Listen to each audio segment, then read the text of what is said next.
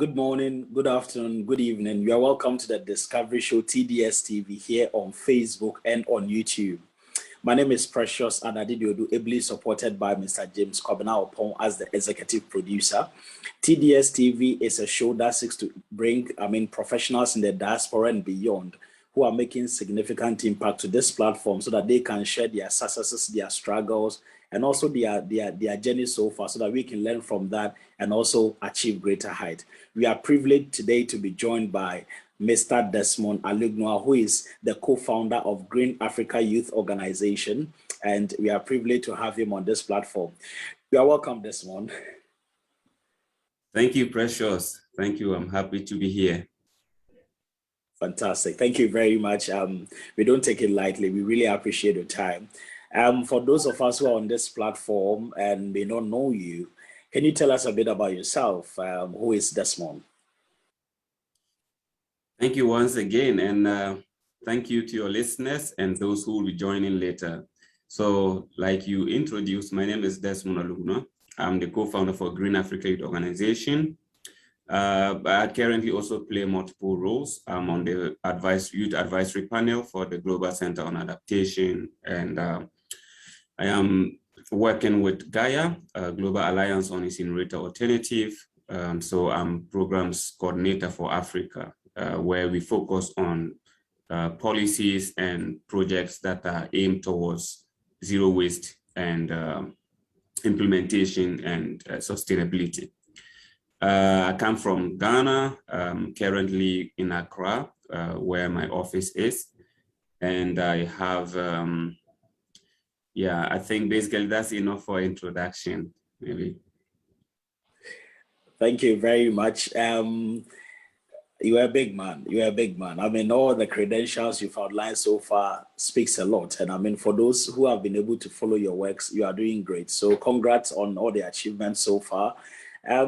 Are there any specific, experiences you want to share with us with respect to growing up, some of the challenges, just merely to encourage people out there who are watching you and may think it's impossible? For sure. I think everybody's life journey always have some number of lessons. Either you come from a very isolated community, you come from the city center, or you come from a pre-urban area. Whichever you come from, there's always a story attached to it. On my part, I was born and raised in a very rural community in the extreme north of Ghana. Those communities that are actually sharing borders with our neighbors in Togo and Burkina Faso. So these are communities quite cut away from the main, and so therefore we didn't have the opportunity to see electricity and other social amenities that every other Ghanaian might have had the opportunity to see. But then growing up, but then that comes with a lot of, it's not just about not having pipe-borne water or not having electricity. It comes with other things. So if you are not having access to these things, it always also connects with what then do you have access to. I remember I used to walk like 11 miles to the nearest primary school when I was starting school, and because of that, I did not start school early. I was quite old when I started to go to class 1. So, and it's not unique to only me. It's very common with people, boys and girls from my area and that time, because the school is so far. If you are very young, like you are 5 to 7 years, there's no way you can walk that number of miles. You need to be at least more than 10 years to be able to walk that number of miles. So there were not a lot of young people who were young and starting school. So I always say that blessings to God, because at the age I started going to school and at the age I knew how to read and write, I couldn't really have predicted that at my age today, I would be where I am. And so that's really a humbling experience. But then it comes also with a lot of associated issues, right? Because then you have to work faster, you will have to work harder, you have to think smarter than probably somebody who was born and raised in a city or a pre-urban area where they have closer proximity to things that you would not have. And I don't even know how that feels like when you are young and you have exposure that much. But then things worked out. Yeah, things worked out. And I quite also worked hard along the way, and things have been quite okay. I would say that a very humbling experience on my part has been the fact that even at this young age, I sort of knew why I was doing what. And so that actually limited how much distraction, technology, and other things that I started experiencing later had on me. And again, I would say that when I started experiencing something like social media, I think this was not really long ago. Seriously, this was not long ago at all. This was only when I was in high school. So, but then at this time, I already started to sort of provide my own parental guidance, because I mean, if you come from these places and on my part, my parents are both not having formal education, so nobody can read and write, and so nobody understands technology in the sense that we see it today. And so there is no sort of somebody telling you, oh, don't open this page, don't go here, don't do this, don't do that. So it was more about you, the person, being able to tell what is relevant to you and how to use your time. So even on Facebook, I would say I made a lot of progress through social media. But then I also realized a lot of colleagues of mine who could not do the same thing and rather ended up wasting so much time, if not getting depressed and other things, due to the fact that they are just left on alone, no prior education, and nobody educates you these things in school, because I mean, we didn't even have teachers teaching us ICT or stuff like that. So who would be there to guide you? But then I think it's more about how I made sure that everything that I do on social media, it's something to my benefit.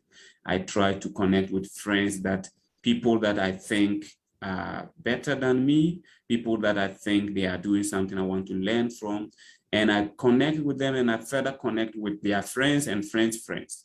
And I think at some point, I had a cycle of friends on social media, the various social media pages that I have not met them face to face before, but they have something I really wanted to follow and learn. And so therefore it was helpful.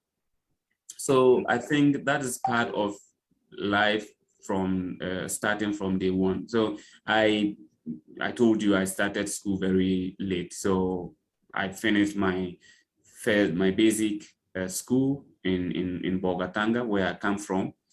And then I was so lucky that I had somebody who was so willing to sponsor my high school. So I went to high school in Accra, and that was also a really breakthrough, because it opened my eye. All of a sudden, right from somewhere you don't have access to certain things, and then all of a sudden you are in the city center, the capital town of the country, and that was a lot. And I learned quite a lot of things when I moved to Accra. But to be honest with you, though, I was never dreaming. My dream as a child was never to move to the city, because I've always enjoyed being in the rural area, because my dad, my mom, they are farmers, and I started farming really very young, very young. So these things were okay for me. I was super content with the surrounding, because everything was quite cleaner. And then I moved to Accra, and I remember the first night when we were arriving around dawn, I smelled something really terrible, and I was like, is this something temporary? And then we realized that the car kept moving and we kept smelling this. So I realized from day one that the smell or the air in Accra is not what I have in where I was coming from. And I had to live with that throughout. I thought this was temporary, but then, yeah, so this was more like a permanent thing. And up till today, when I go to my village, I still prefer to be there and so many things. But then associated with whatever I got here, I realized that the opportunities are not the same. And also the progress or the dreams you want to achieve are not going to be that easy if you have to stay in where you are coming from. The opportunities are not distributed. It's not even about living in a village, but it's also living in a town, even in Bolga town, is still not going to give you half of the opportunities you would have in Accra. That's some humbling beginnings. Very, very insightful. Thank you very much for sharing with us. I mean, I've learned that irrespective of the limitations you may have, you can still reach wherever you want to you reach. So thank you very much for sharing. Did that experience with cars, the fumes that were coming out and all that influence your decision to pursue your degree in the university and all that? Did that play a key role at all? Yes, a very large part of it. I have always liked to have a green environment. I've always loved to have to eat food because I was growing from the village. We ate food right from where you pick them on the floor. We didn't know about this pollution issues. We drank water from the river direct because I mean, we were all following cow, taking care of our parents' animals and all that. But then here, I realized that there are things in the soil, there are things in air, there are things in the water that makes you sick if you just continue that kind of lifestyle. And so when I was going to do my bachelor's studies, I studied environmental science. And this was more about informing myself as to how do we as a country participate as equal stakeholders in taking care of our own environment and safeguarding our own health. So yeah, it played a key role. Fantastic. I mean, just going a bit to where you come from, Bogatanga, is being described as a farming community. I mean, and all that. I mean, let's delve into discussions, national discussions, where people talk about, or we've heard this over and over again, that agriculture is the backbone of Ghana and most African countries. How truthful are we being to ourselves? Because I mean, at the end of the day, we just export raw materials, I mean, to the farthest limit. And that is it. We don't really get much from that. How well have we propped up ourselves as a nation and even as a continent to get the best out of agriculture? Yeah, I think, Precious, you've already said it. The thing is, of course, there's no doubt that agriculture is the backbone of the country. And that is because we have the land, we have fertile land, and you have traveled, you are living in the UK, and you notice that they do not have the luxury that we have. The weather, it's either super cold or somehow, and the land space that is even available for farming is not there. We have the luxury of still having vast land that nobody is doing anything on it, and we have seasons that we can cultivate things. But then the problem is, how much commitment do we put in this? So for example, we know that we have majority of our farmers are smallholder farmers, and they are not having the heavy equipment, industrial equipment that they are using to farm to make life easier. And so therefore, what we are supposed to do is to make sure that we support them with the inputs and make the road connections suitable for them to carry over whatever they have to the places where food is needed. And also we have to limit to help them actually either process, like you said, we export a lot of raw material because we don't really process anything. And so if perishable foods are produced, they have to get bad unless they export them. And then in just 1 month, you have to now import a huge quantity of the same material you just exported. And that is where I'm talking about commitment. And it is whether you are talking about crop farming, cash crop or food crops, or whether it is also animal, the situation is the same. I would say that we haven't really been honest to ourselves as a people, because we seem not to see these things, but we all encounter these things on daily basis.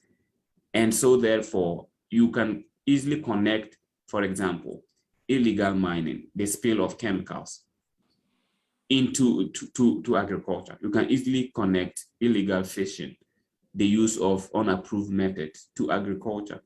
And you can easily connect the contractor who perhaps used public money without actually constructing the road that he or she was asked to do. You can easily connect this to the failures in agriculture. And then on top of it, we have the climate impact that is also affecting us, such that you are not able to produce the quantity you want or the right nutrients that you want. But these things, all those things I have mentioned, they are not happening in a vacuum. They are happening through human beings. There's always a human hand involved in each of the stages of the destruction. And so that's why I'm saying that we seem to pretend and not to be honest with ourselves that these are situations we we self-initiate and can be controlled by us as people, except that we are not willing to. Thank you very much. Viewers, you are welcome, and thanks again for tuning into the Discovery Show TDS TV here on Facebook and on YouTube. This is a show that seeks to interview professionals in the diaspora and beyond who are making significant impact in the area of politics, religion, environmental science, academia, anything you can think about. And today we are sitting with Mr. Desmond Alugnoa, who is a co-founder of Green Africa Youth Organization. He holds multiple positions, so I'm sorry if I'm not able to outline all of them. But we appreciate your comment. We appreciate you being here with us. And please drop your comment. We are willing to read that to our guest, and where he needs to respond, he'll do so appropriately. We remind you again that our executive producer is Mr. James Kwabena Opon, and this show is ably supported and sponsored by Henbeck Agency. Henbeck Agency. Henbeck is spelled Henbeck Agency. Henbeck Agency. So wherever you are across the globe, if you need to ship anything like bags, watches, clothes, footwears, books, please just contact Henbeck Agency, and they will ship it from wherever you want to ship to your destination at your doorsteps. You don't need to worry at all. They will bring that all the way to you. So you don't need to worry. You can be in the UK, US, Ghana. If you need to just move items, or you want them to buy items and ship them to you, they will do that. You can contact them on +233 546 022 952. I take that again. +233 546 022 952. Or you can just email them at henbecktravels@gmail.com. Henbeck is HENBECK. So henbecktravels@gmail.com, or just visit them on Facebook. Their page is Henbeck Travel Agency. They are the proud sponsors of this program. You can follow us on Facebook and on YouTube, The Discovery Show TDS TV. On Instagram and on Twitter, it is at The Discovery Show _TDS TV. Thank you very much for watching. Dr. Kwame Akowa, thank you very much, Doc, for your unflinching support. You are doing very well. Mike Kobe Mensa, Mike, regards to you. Papi White, thank you very much. Mrs. Janet Jima, who is the wife of our executive producer, thank you very much. Mr. James Kwabena Opon, and Dr. Josina Boajimensa, my wife. Thank you very much all for watching. Those watching, I'll still acknowledge you. Thank you very much. So let's go into this. You are into environmental science and all that. Where do you stand with respect to this argument? Do we ban plastics in Ghana and Africa at large, or in most countries, or do we allow that and recycle that? Where do you stand? That is a very good question. And for me, I stand on banning single-use plastics. I wouldn't loop them all in one. But then my current work with Gayo, where I am Africa Program Coordinator, I coordinate projects in Kenya, in Tanzania, in Morocco, in Nigeria, in Ghana also, in many parts of Africa.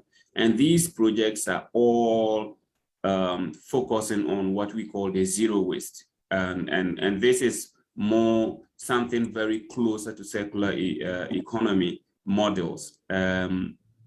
But then the focus is more about actually making sure that at the end of the day, there is no waste. And if there's any waste at all, you are making revenue from this waste. And now to get to this point where you are getting revenue from each waste, it means you are actually recycling whatever waste is there. But then there is not opportunity to recycle every kind of waste. And that's why the zero waste approach is more preferred, because at the end of the day, you produce only what you can recycle. You produce only the waste that you can make money from. And of course, if we look at the laws of matter or energy or whatever, you will see that once something is produced, there is always going to be losses along the value chain. But then if you can recycle that item, it means that you have less to lose as compared to if you cannot recycle that item. So the zero waste approach basically looks at reducing how much waste you produce, reusing what waste you have produced, or repurposing or recycling. At the peak of it, you can recycle. And so therefore you make money.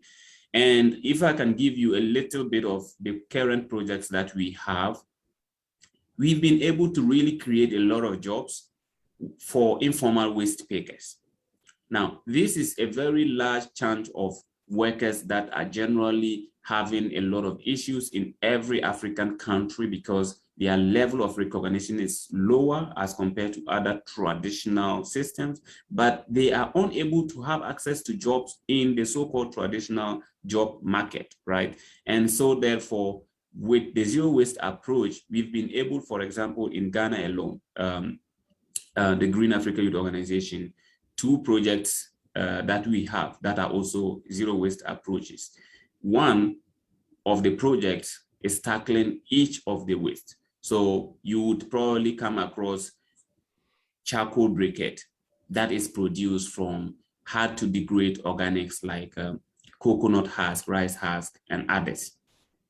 And then you can come across compost that we are producing. And we produce this compost and then we test the quality of the compost. And then we make sure that the compost is rich enough to help the farmers, just like the chemical fertilizers, but in this case with less side effect compared to the chemical fertilizers. And probably you have come across some of our raincoats, which are made from some of this sachet water, and these curtains behind me, it's actually the other side of it is also made from sachet water, and these are all produced in my organization. Now, the people who are producing these things, the people who are doing these things from start of the collection to the finish of the various products I'm talking about, the composting, the artifacts like school bags, raincoats, and also the charcoal. They are the waste pickers. They are the informal people who did not have academic qualification to apply for other jobs. But if I tell you how much they are able to make out of this, then you would understand that we have other options than the current things we have. But then the problem is that for the single-use plastics, it's a big issue because it doesn't matter whatever they do with it. At the end of the day, it's still there. So I can use the pure Chit, for example. We have the coats. They are bringing quite good revenue because it's green. How do they call it? Say it's green. It is. It takes a lot of effort for people to actually do certain jobs, and so people recognize this. And it's also super cheap to get the raw material. And so whatever amount you sell it, you still make good money. That is the thing. And that's why they are able to earn good amount of money. But at the end of the day, it's still waste. You know, a pure water sachet, a bag made of pure water sachet or a raincoat made of pure water sachet cannot last forever. And that's why single-use plastic will forever be harmful. It doesn't matter what you do to it. So the current approach for that part of the zero waste approach is just to sort of further delay the going of these bad plastics into the soil and destroying our soil biodiversity, but not the absolute solution. However, the other components you see are very, very good because we are composting and it's really, really nice. And we are making a charcoal briquette and it's really helpful because the smoke level is far, far less compared to the other, the ones in the market. And so it is helping people. And now there are the other kind of plastics that are recyclables. And that goes to recycling plant, which is perfectly okay because then you are able to make new materials from the old broken materials. That is fine. So assuming that we didn't have the single-use plastics, it means that the value chain would be very, very almost complete because then you make money from every stage. And the people who are making the money, actually, that's the most important thing. The women and young people who are making the money in this kind of business are the people who would have been added to the unemployment chunk of people. But now they have an opportunity. So I would say I stand on the part of let's ban single-use plastic completely. People complain about alternatives. There are so many alternatives. In 2018, Green Africa Youth Organization, I initiated this project called Plastic Freezones. And it was a whole package that if you are a banking hall, you are a government institution, or you are a home you subscribe to, you have reusable everything. It's not you go out to buy food and you realize that you don't need to take home the styrofoam pack, you don't need to take home the fork and the knife or the plastic straw and those things that are single use. So it's like that. We just need to actually ban it, and then we will realize that we are creating jobs for the majority. Interesting dynamics. Thank you very much, Desmond. That's quite in-depth. I mean, I'm sure we can have this discussion on and on and on, but thank you very much for such a great perspective. I mean, let's tie that with issues of mining in Ghana. I mean, and even Africa at large. In Ghana specifically, we've been suffering from another syndrome, another pandemic called, how do we call it? I mean, there's a name for, the polluting the land, mining illegally, and galamsey, that's what I want to say. Yeah. It's basically destroyed a whole lot of our lands. And recently I did hear that there was an initiative to get money to reclaim all the lands. Where do we stand as a people? Why can't we protect our lands? And definitely we need to mine. What other very good ways can we use to mine and not destroy our lands and get the best out of it? Or how can we protect our lands from mining? Yeah, I think you asked a good question. I think the thing is, we've always told ourselves we are using American democracy, we are using this and that, and it's totally okay to learn from others who have done good things and bring it home and also do it. And now let's look. We are not the only continent that have these minerals. We also have some of these other developed countries who are still mining today. It's just that it's not gold they are mining. They are mining other forms of minerals. How are they doing it? At the beginning, when we have read a lot of these things and we see that they were doing underground mining, and even though that was not the cleanest of all kind of mining, but it was good, you see, but it was far better than the open or the surface mining. However, surface mining, it's more easier, it's cheaper, and it's efficient because you get so much of the things you want, the minerals you want, without having to put in a lot of cost to sustain the ground, you know. But then we have to do it in a very regulated manner. That's the problem that we are having. That's the problem. We are not doing it in a regulated manner, and we always apportion blame from one government to another, from one individual to another. And I think that is the thing. As far as you play the game, the blame game, it doesn't matter whatever amount of money comes into this country for land reclamation. We wouldn't still have anything. So it's not about destruction. If you, first of all, if you are committed to spend billions to reclaim, you will be committed to actually prevent the destruction in the first place. That's the thing.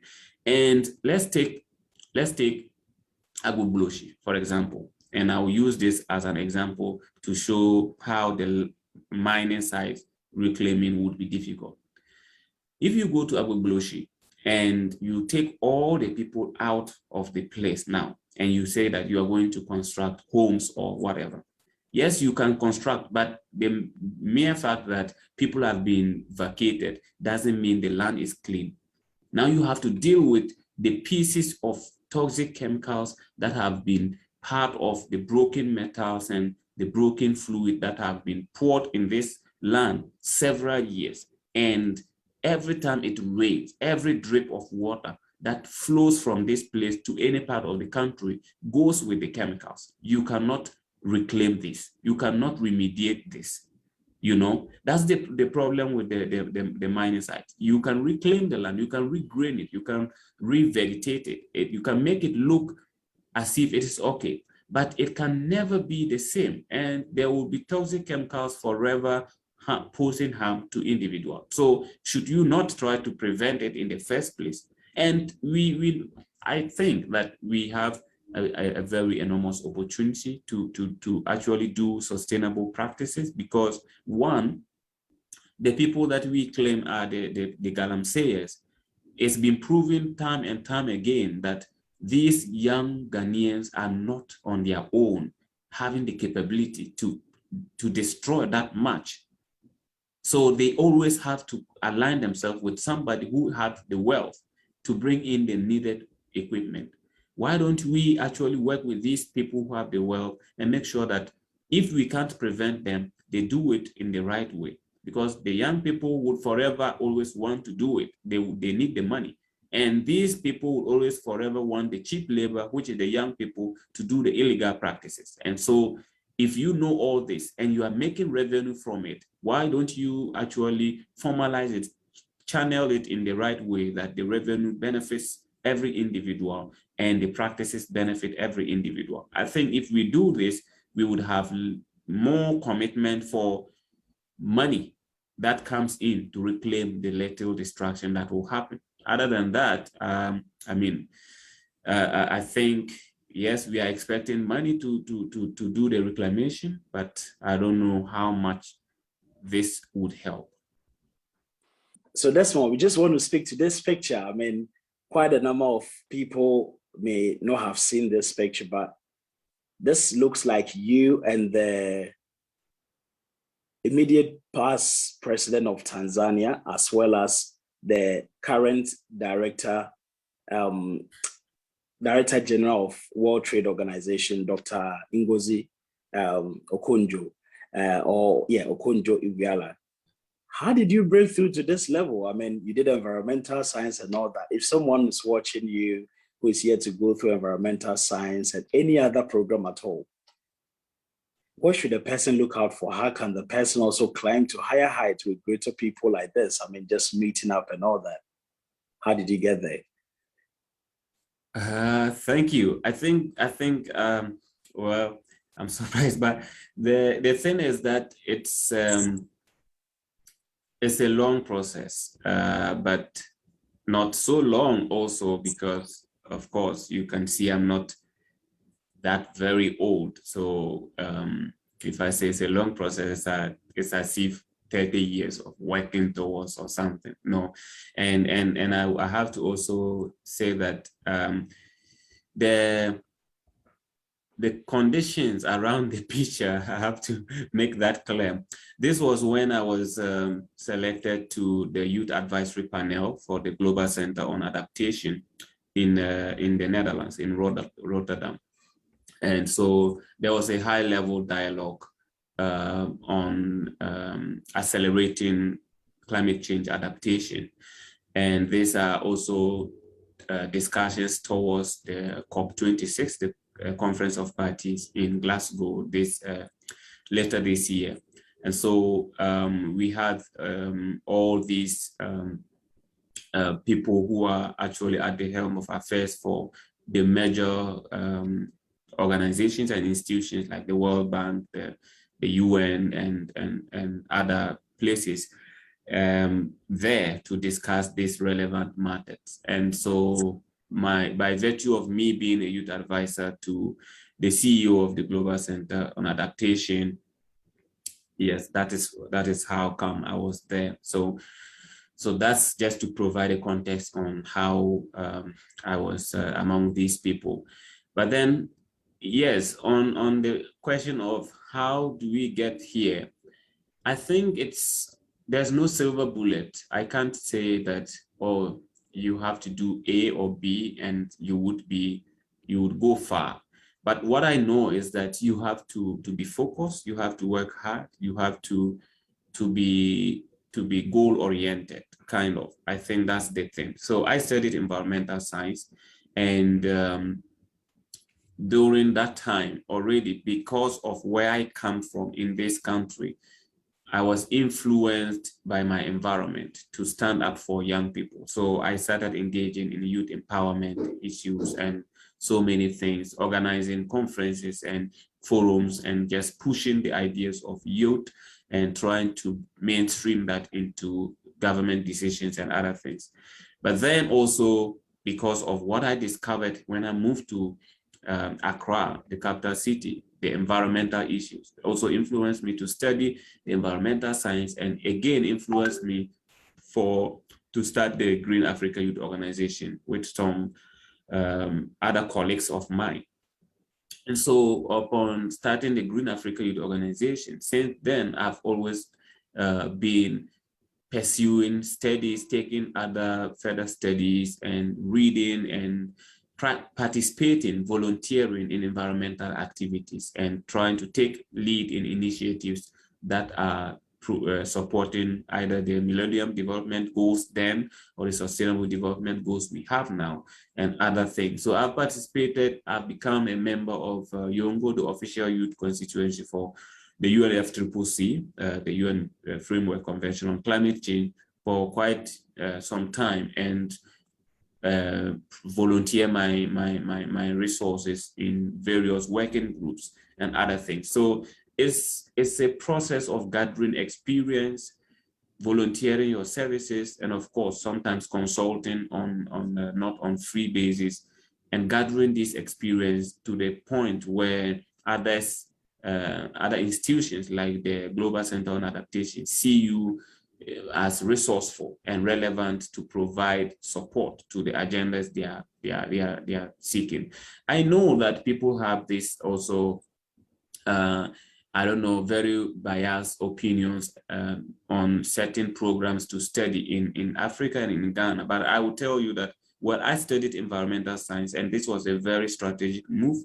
Like I told you, because I started school late, I always made so many inquiries. I asked so many people. I had parents who could not understand what environmental science is, but I was very much open to gather a lot of information. And people would provide so many different ideas, and then I make my own judgment. And then at the end of the day, I take this study. When I finished, of course, this is a country where you have the old traditional setup of job market still functioning. And usually when you finish, if you don't go to the teaching, the nursing and the others, you think of also going to the security services or getting employed in the public sector. And it's not been easy. I applied for jobs.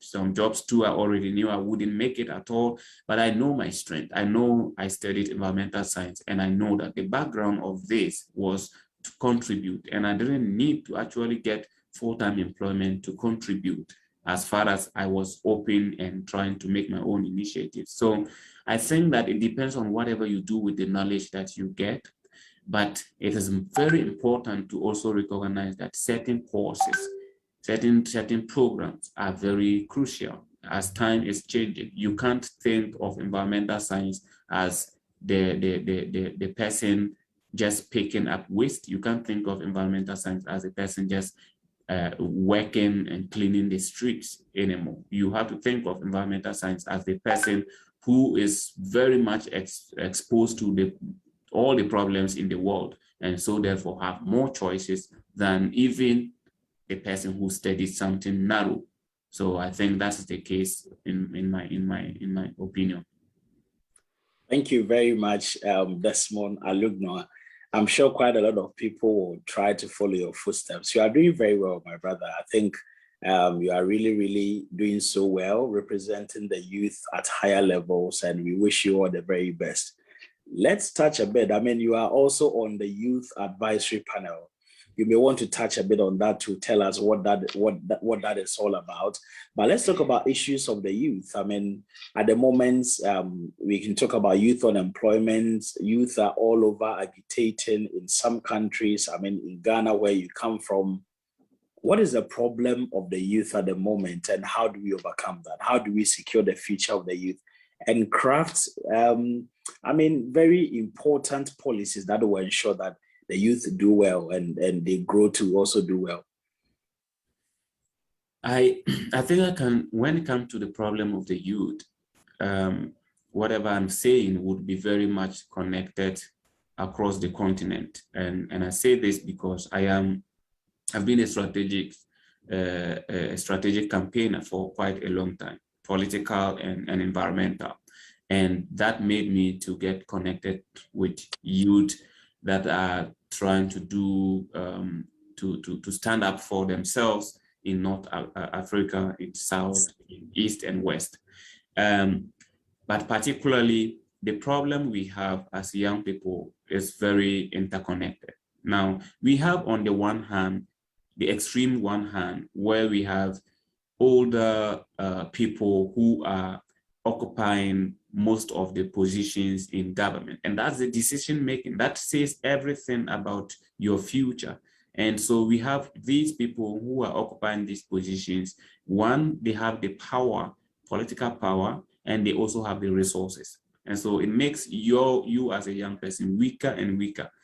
And that's one of the problems. As far as we are not recognized as equal stakeholders and brought to the board as people who are capable of equally contributing to policy and decision-making processes, but always to fill their gaps, to, for example, have a quota and say that we had a youth representative. We as far as you have these things, you can't progress, because that one person or those few people in the office will never have the courage to actually say what the plight of the youth is, because they always have to think of, one, they do not have the power, they do not have the resources, and so they can't speak up.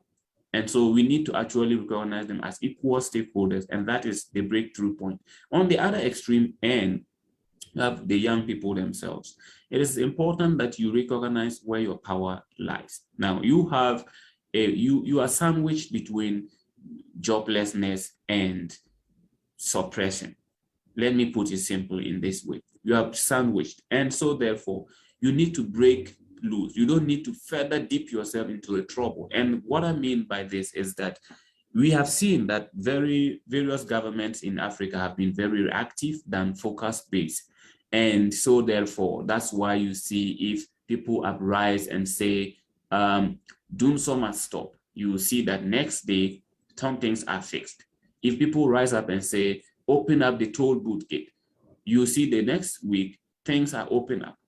So you have such governments that will only react when you stand up. You do not have to subject yourself to also this kind of politics where you rather live at the pretense and hoping that somebody have promised you a job when they win, somebody have promised you some money when they win. No, that is how you are killing yourself. You have to always stand up. You know the right thing to do. You know what would be for the common good. Stand up for the common good and not for your individual benefit, because no man, no one would ever actually, well, no woman also, but I think men are the biggest destroyers in this, when it comes to this topic, because we are dominating. No man would actually put his money in your pocket and let you actually be yourself. And so you have other means of getting your own money. And those other means is making sure that processes are fair and thorough. And to make sure processes are fair and thorough is to avoid anybody coming to your community to tell you lies and to portray himself as if he is for you and tell you that for this road that we are not constructing, I know it is very bad, but don't demonstrate, because if you do that, you spoil my chances of winning the next election. You see what you are doing to yourself. You are weakening yourself, because he wins the next election and tells you the same story of just wait for the next election, then I will get better opportunity to bring development. But that development will never happen, and your life is in danger. If you stand up regardless of what the person tells you, that's where you break through. Thank you very much, Mr. Desmond Alugnoa, who is a co-founder of Green Africa Youth Organization. Thank you very much, Desmond, for sharing your journey with us, for sharing very insightful, thought on a number of factors or a number of topics we've just discussed. Viewers, thank you very much for watching. Thank you very much for dropping your comments.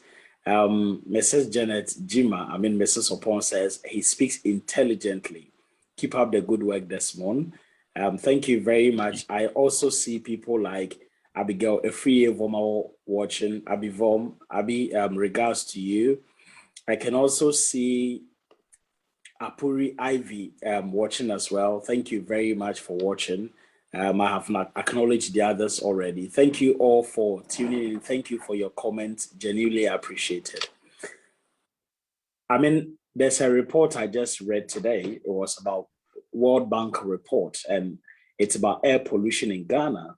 It says air pollution is killing many Ghanaians, affecting infants and the elderly. And it says as a country, we have the annual mortality from air pollution to be more than 28,000. You are into environmental science. What's happening? How do we overcome this? And what's the way forward for us? Yeah, that's a very sad discovery, but not also surprising, because I am also part of the Open Air Quality Network in Ghana. And so I have access to some of these materials. And it's not surprising, I'm saying it's not surprising because I work in this area also, because I manage waste management projects.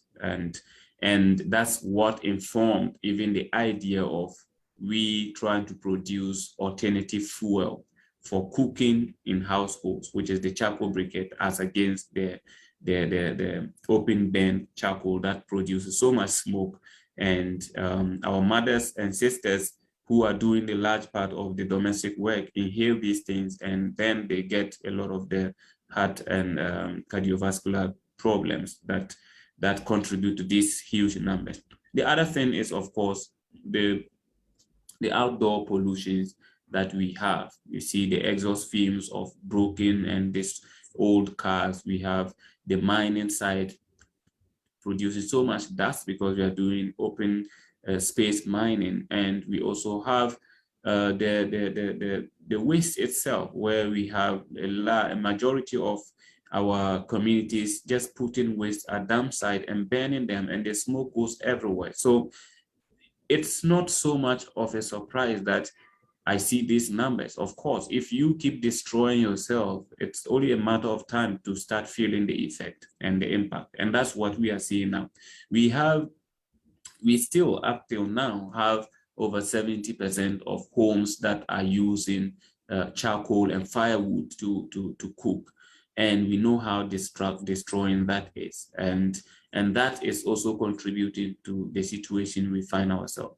I think that we as a country, we need to actually stand up if we want to actually fix a lot of these problems, because the more you allow these things to happen, the problem is that, Precious, you have to rather now commit so much of the money that we live on a lot of borrowing monies. And so much of the monies you've borrowed to actually support your economy would go into buying drugs, would go into supplying hospital equipment and taking care of certain bills that are associated with this pollution, which is avoidable.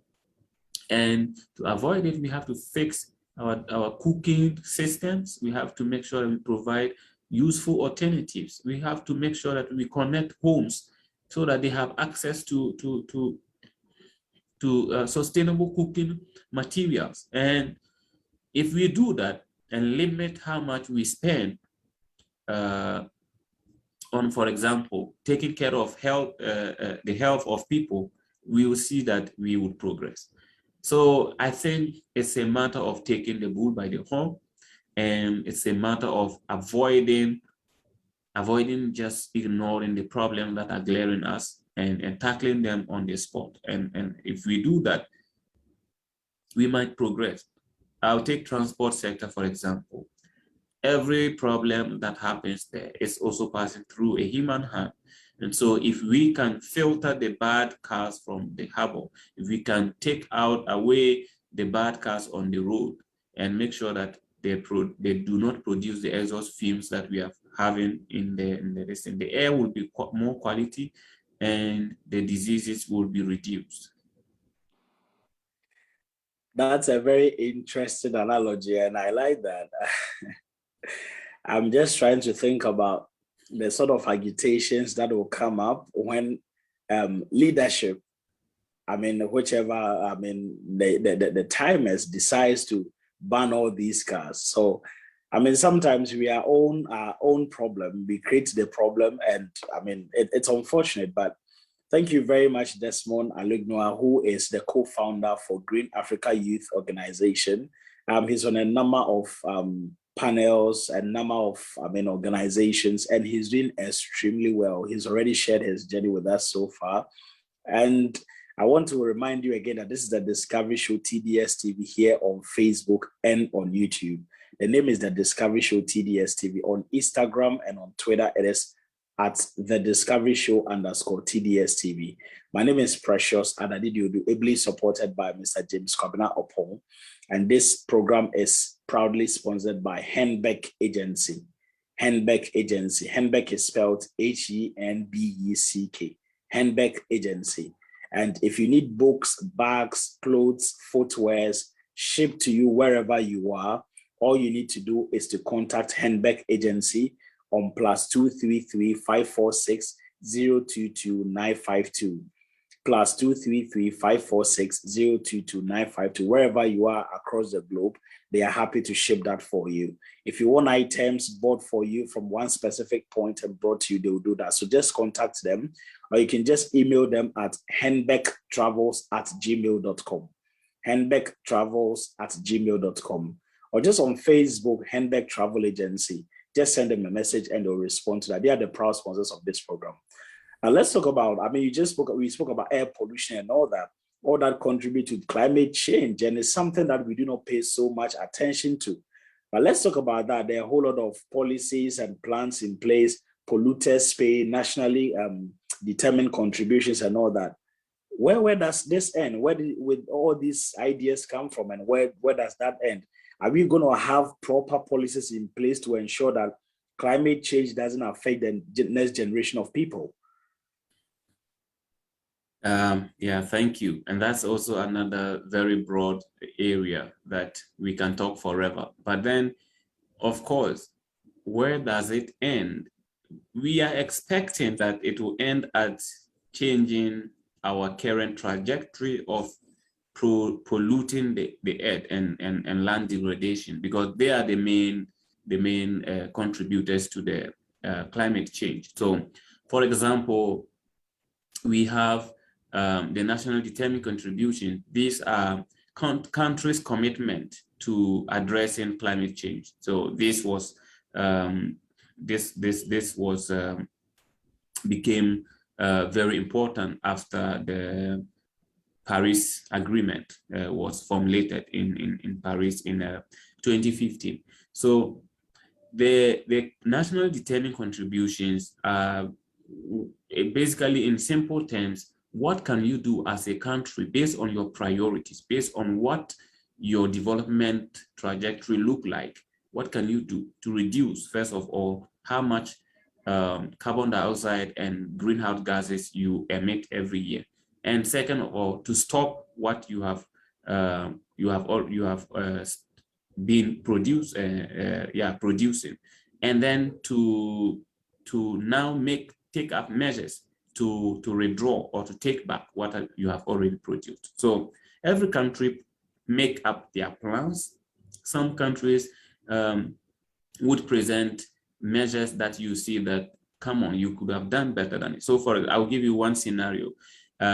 If it comes to talking about planting trees, for example, you would see that a country like Ghana might say we would plant 1 million trees. And we know that trees would sort of sequestrate carbon. We will plant maybe 1 million trees. Maybe Ghana as a country, I mean, you are many people. You have vast land.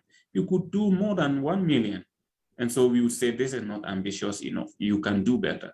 And then on the same topic of planting trees, if, for example, the US say the same thing, and you know that they do not have such a vast land to plant in the first place, then you would rather prefer to say that, yes, you can do more. And in order to do more, you give enough money as much as possible for Ghana to do the tree planting, because pollution anywhere is pollution everywhere. We know that there are no borders for pollution. And so that's the thing. That's why climate change is spreading everywhere and it's not restricted to one area. So that's how national determined contributions work. Now, how do we go forward and where are we heading? There are two things. One problem is the parties in the climate discussions. Countries are usually referred into this because they are the main stakeholders. So these parties or these countries, one is for them to make commitments that are very ambitious and very determined.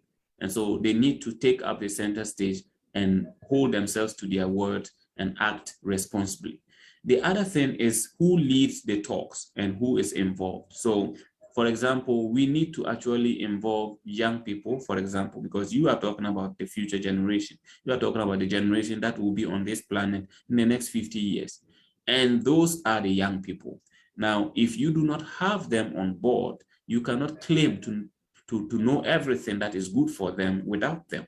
That is where we need to have young people as equal stakeholders discussing these things and taking up the plans for the future. So that is one key thing that we need to recognize. And then the climate fight in general, we need to also seize and inform everyone about lifestyles that are not helping. So we have close to 30 million people in this country, and how many of them are aware, and in what form of awareness have we created among these people? It is not going to be solved by having few super privileged mechanics discussing at high level forums and sharing resources. No, we wouldn't solve it by that, because the people in Ghana, for example, who have higher degrees are not as many as the people who do not. And the people who do not matter. Everybody matters because your lifestyle on daily basis contributes. If you are told and you understand why you don't need to use straws, if you are told and you understand why you don't have to do open burning and other things, it's better that all of you are aware and taking some level of action than to have only few people who are very super much aware and who cannot have any much effect on everybody else. So I think that's one thing that we need to do. Carve out a program that makes sure that everybody is well informed, everybody is participating, everybody is well supported, and the capacity to participate is built. Thank you very much, Mr. Desmond Alugnoa, who is a co-founder for Green Africa Youth Organization. Super discussions.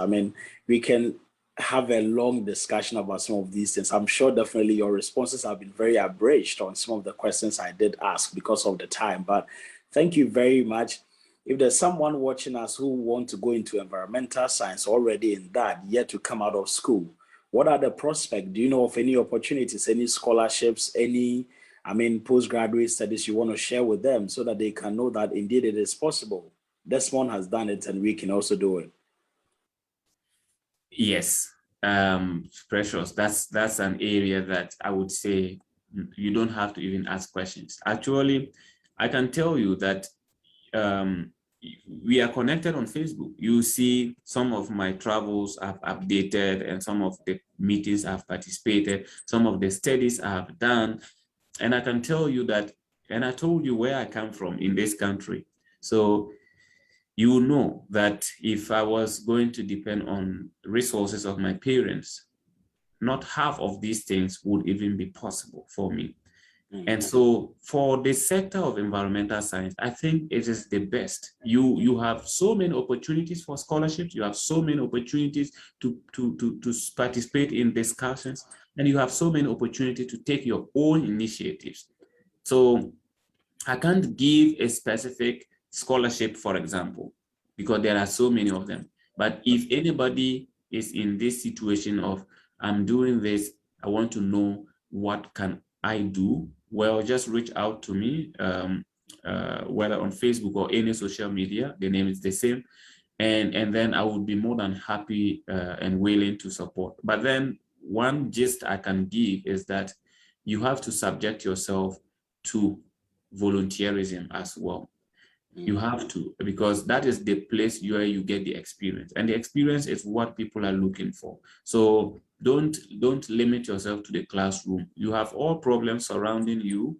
It doesn't matter what kind of home, even you can be the son or daughter of the president, you still have these environmental problems surrounding you. So take advantage of that, volunteer with an organization, and then by the time you are even asking these questions, you would already have some level of answers answered. Thank you very much, Desmond. So viewers, if you want to reach out to Desmond, the name is Desmond Alugnoa.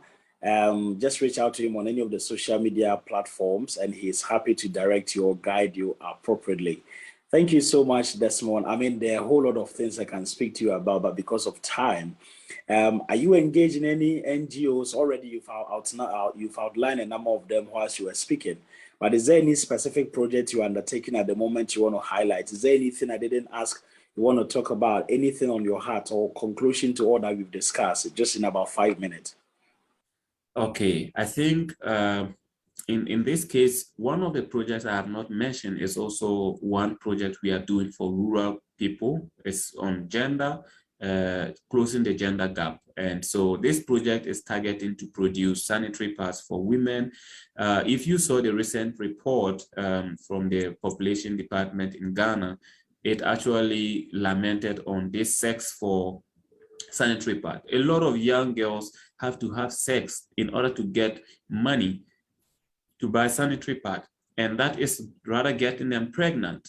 That's and worsening the situation. And so we came up with this project, which is going to supply, it's in the northern part of Ghana, is going to supply women and girls with sustainably produced sanitary pads. And that's something that I think, for me, it's very important. And for our organization, Green Africa Youth Organization, we think this is something everybody needs to come on board and support.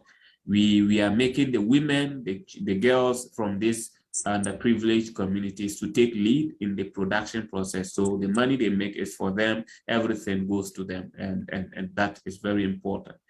I also want to indicate that just last week, we launched the Youth Climate Council of Ghana, which we are going to have 10 representatives from youth organizations across the country, and we are going to have more youth-based organizations on board, taking decisions and mainstreaming these decisions to government decisions.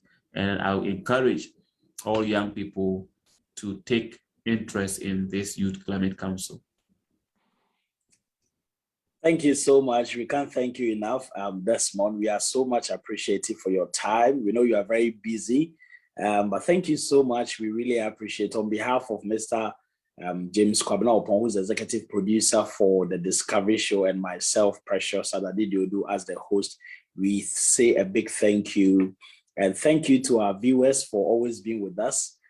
Today has been another exciting time of the Discovery Show with Mr. Desmond Alugnoa, who is a co-founder for Green Africa Youth Organization. He's also on a number of panels, a number of organizations, and he's doing well. He's happy to offer some sort of guidance, support, and anything if you really need him. Reach out to him on any of the social media platforms, either Desmond Alugnoa or Alugnoa Desmond, the same thing as he said, and he will definitely respond to you when he can. So thank you. This is all time will allow us, and we hope to meet you again next week. So thank you, Desmond, for being with us, and thank you, viewers. Thank you, and bye-bye. Have a good night.